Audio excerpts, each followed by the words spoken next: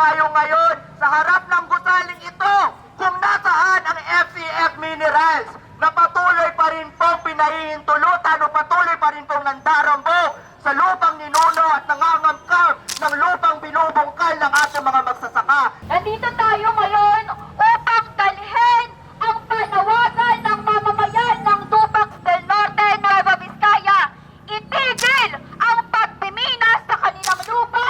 Palayasin ang Wogel Corporation. Ang Wogel po ay nasa ilalim ng FCF Minerals Corporation. Mga dayuhang korporasyong pinaglalawayan ang ginto sa Nueva Vizcaya. 3 hektarya ang balak nitong minahin na makakaapekto sa 5 barangay. Kalakhan po ng mga nakatira rito, mga katotobo, magsasaka.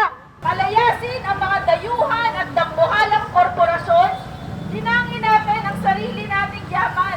Magkaroon tayo ng sariling industriya na nagpo-produce ng lokal na pangangailangan na tayo mismo, Pilipinas mismo ang nakikinabang. Hindi yung kahit sabihin na ng komunidad na ayaw nila, na kahit sila ay nagpapanikada, ginagamit ang sandamukan ng mga batas na sila lamang ang nakikinabang. Naririto po ang sektor ng pambansang minorya na nagkukondena sa ginawang iligal na pag-aaresto sa mga nagprotesta na hinaharap din ang banta ng pagsawala ng kanilang tirahan, ng pagkawasak ng kanilang kalikasan at ng kapilitang magpapalayas mula sa kanilang kinaroroonan. Ang current regime na sila Marcos Jr.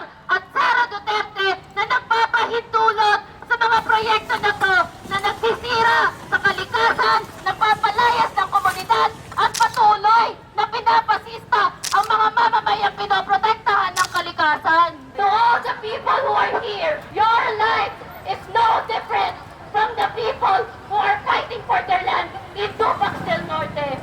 Because as long as we are under a regime that is Marcos Jr., that is Sara Duterte, all of the people, regardless of where you are, regardless of where you work, regardless of what you fight for, will continue to be exploited, will continue to be violated for their own interest. It is crucial that we join the fight of our communities in Dupac del Norte and other communities affected by environmental clusters and come together to demand accountability, to seek justice for the people, for the planet, and ultimately to call for the